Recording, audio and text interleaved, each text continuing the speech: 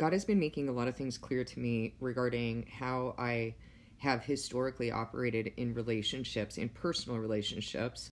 And I want to share some of these insights with you in this video because I know that I'm not the only one who has made these mistakes or left myself vulnerable to abuse in relationships because of just really not understanding and being in the hands of the world, of Babylon, of human beings, and sinning against myself first, and then others inherently because I was not in the right standing.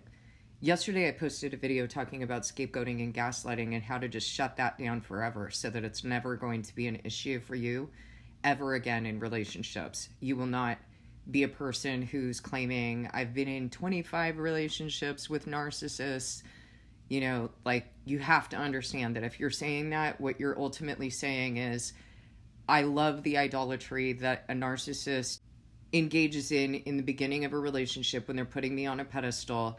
I hate it when they stop idolizing me. That's ultimately what you're saying. I know you don't realize that you're saying that, but that's the dynamic of a relationship with someone who the world calls a narcissist, is that they trick you into a relationship by idolizing you. Then they pull the rug from under you and require you to idolize them. It's a relationship of idolatry. That's the reason why it's a disaster.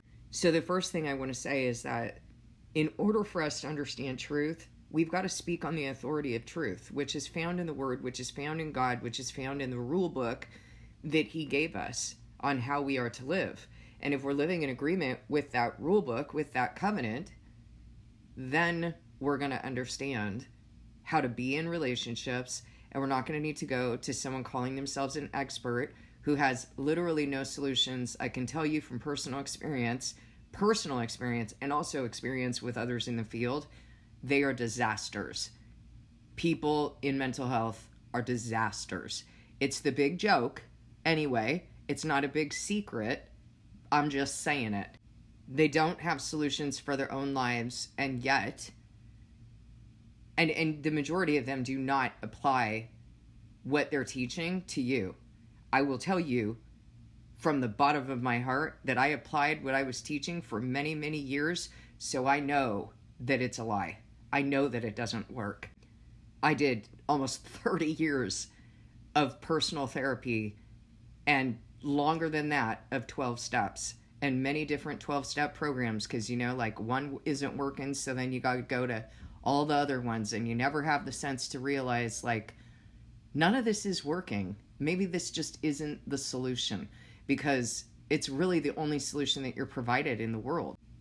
I am here to tell you, after almost 30 years of the therapy that I did, the doctorate I got in psychology, the many 12-step programs that I went through, God is the only solution, and He is a thorough solution. You will not have a diagnosis for the rest of your life. You will be fully healed. I promise you that this is true. And I could have stayed in the field where I was getting paid a lot of money, but I tell you this message for free. Which one is more valuable? Which one means something? I want to talk with you in this video about an idolatry that you may not think at first glance is idolatry. You might actually think that it's benevolent, that it's altruistic, that it is good, that it is right, but it's idolatry. And the idolatry that I want to tell you about is going to others and asking them who you are so that you can grow, so that you can be cleansed, so that you can become better. Asking them for their assessment of you.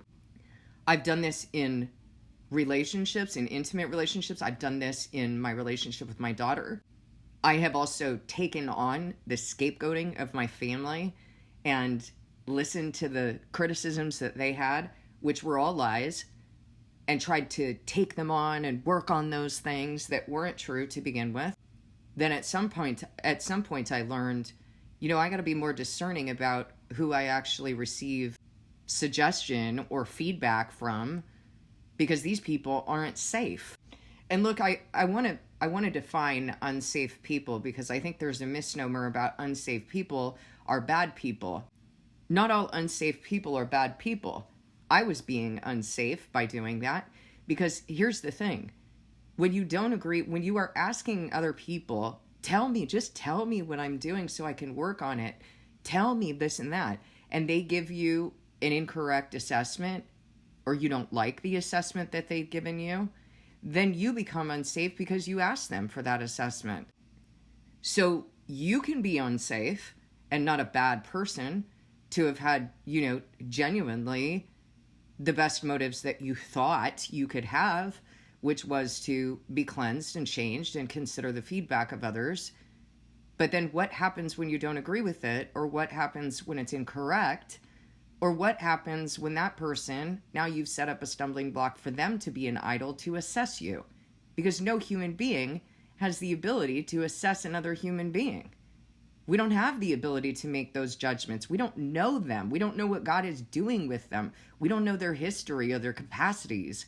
And this becomes even more dangerous in personal relationships, because there's a lack of objectivity when you're affecting each other emotionally.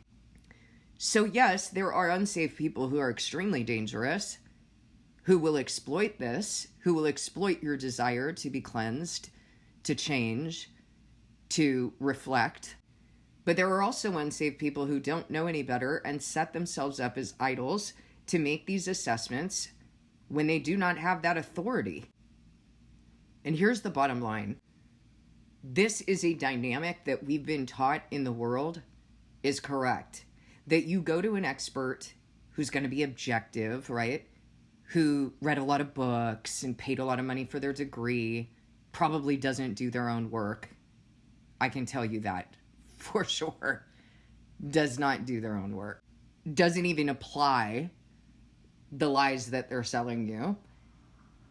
And this is what we've been taught in the world is good. This is what we've been taught is maturity and is going to grow you and evolve you, and you're going to become actualized, right? Through the reflections of another person who doesn't do their own work, who is probably a disaster in their personal life, as I was, even after applying the work, who does not know what God is doing in your life, who does not know anything. They don't know what God has set you apart for. And it's part of the reason why when you go to therapy, as I did, so I know, you feel like you just need to keep making this person understand you and keep explaining. And then they reflect back to you, oh, that's why you're like that, because of blah, blah, blah. And you just sink faster and faster into that pit of quicksand. But the dynamic we've been taught is that we need a human being to give us those reflections. Human beings don't know anything.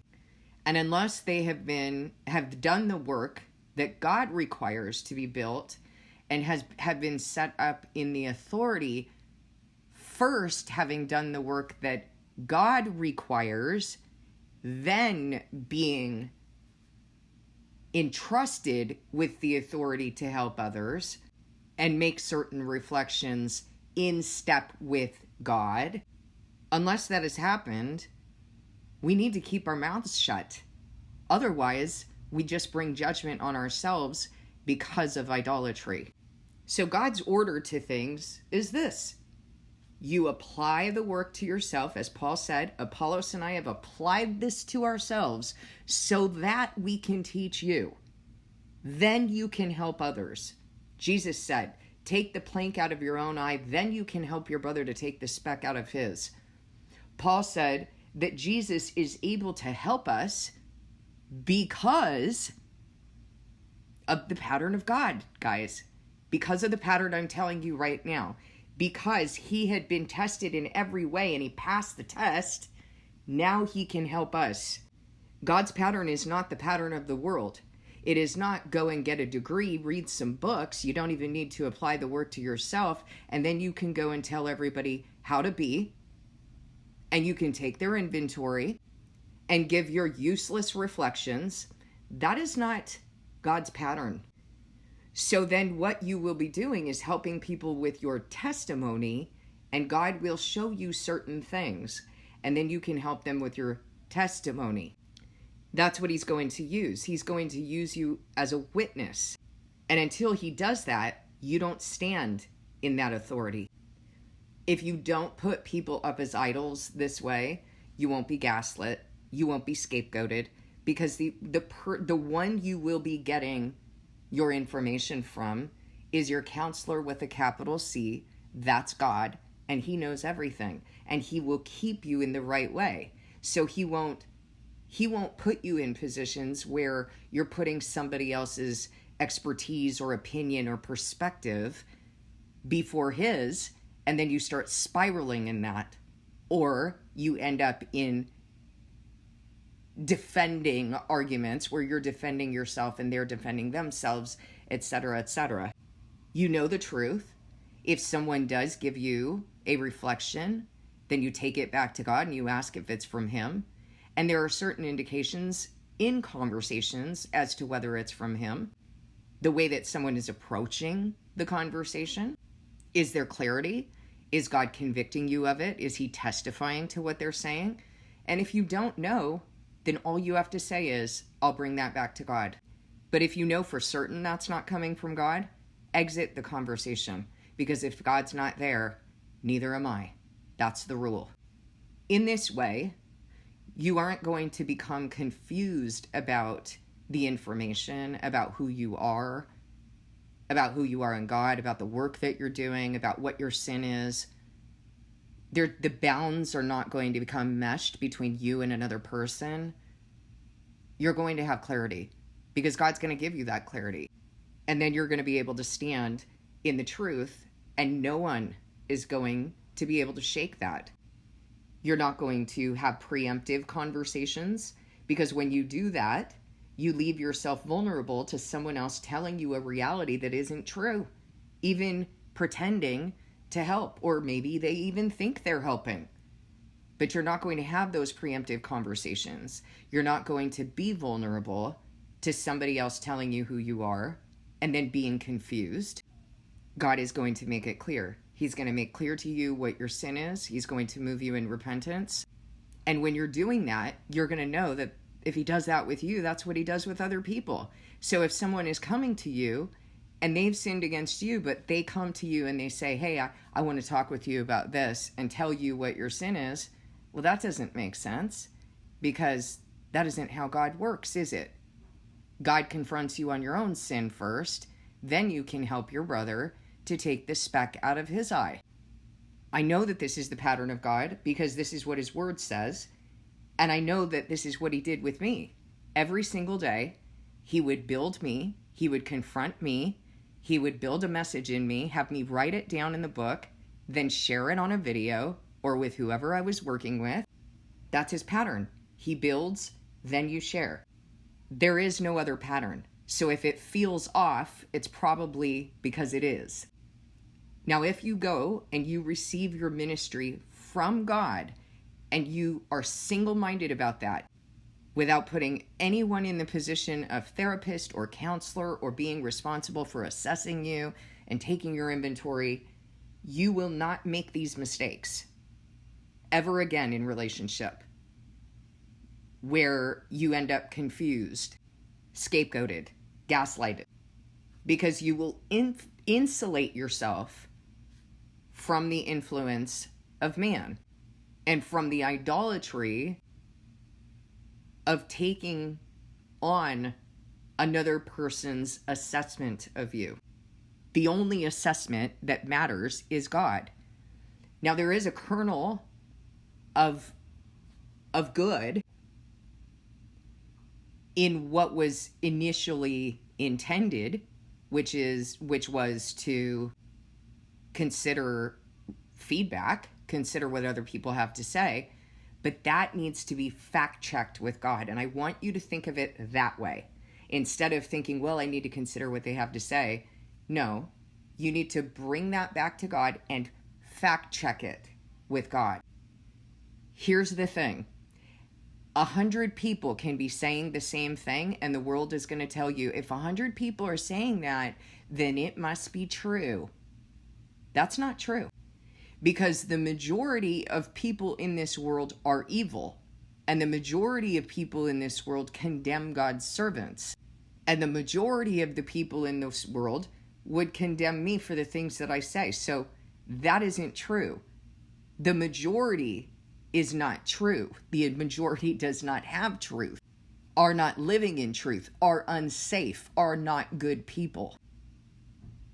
That is the basis of science and evidence and what the world values. That is not our value. That is not God's value. God's value is that few are chosen. Many called, few are chosen. So don't use that as the basis by which you're going to judge yourself. Fact check with God whether what you are thinking, experiencing, hearing is true. And see, God's people are going to need to really stand in this, because you are going to be the only person in a room surrounded by people who are going to be condemning you. And you're going to need to stand in truth and not be shaken by other people's feedback.